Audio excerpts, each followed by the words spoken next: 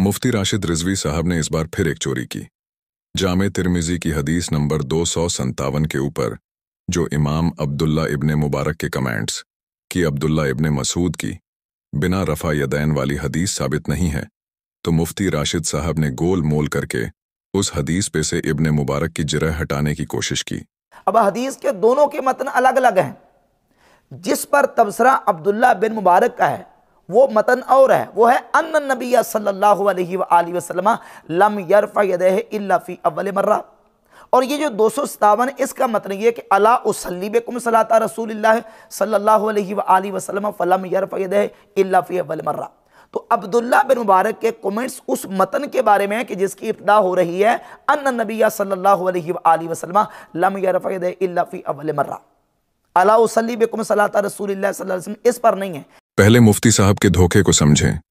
मुफ्ती साहब का कहना है कि इब्ने मुबारक ने जिस हदीस को ज़ईफ कहा है उसका मतन कुछ और है और तिरमिजी की 256 का मतन कुछ और है। जब इंसान तकलीद में अंधा हो जाए तो ऐसे ही दो नंबरी करने पे उतर आता है। इनको ये बात बिल्कुल अच्छे से पता है कि हदीस बिल लफ्ज़ नहीं बिल मफ़हूम महफूज है। अब्दुल्ला इब्ने मुबारक ने इब्ने मसूद वाली हदीस को ज़ईफ कहा है। उन्होंने किसी सनद की तो बात ही नहीं की, क्योंकि उनको भी पता है कि रफ़ा यदैन के मसले पे इब्ने मसूद से एक ही हदीस है। अब वो चाहे किसी भी किताब में आए या आगे से रावी कोई भी हो, फ़र्क नहीं पड़ता। दूसरी बात, अगर आपकी बात मान भी ली जाए तो उस हदीस की सनद में सुकम तो फिर भी मौजूद ही रहेगा। सुफियान सौरी जो कि मुदल्लिस रावी है और वो अन से रिवायत कर रहे हैं, तो उसका क्या करोगे मुफ्ती साहब? क्योंकि मुदल्लिस की अन वाली रिवायत समा की तसरीह के बिना ज़ईफ होती है। असल मसला तो अपनी जगह वैसे ही मौजूद है। आप चाहे जितनी भी कोशिश कर लें, क़यामत तक समा की तसरी नहीं दिखा सकते।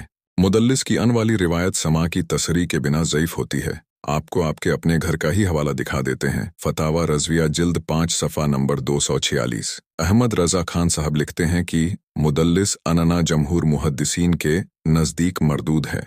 ये सारे उसूल आपको अच्छे से पता है, लेकिन फिर भी आवाम को बेवकूफ़ बनाते रहते हो।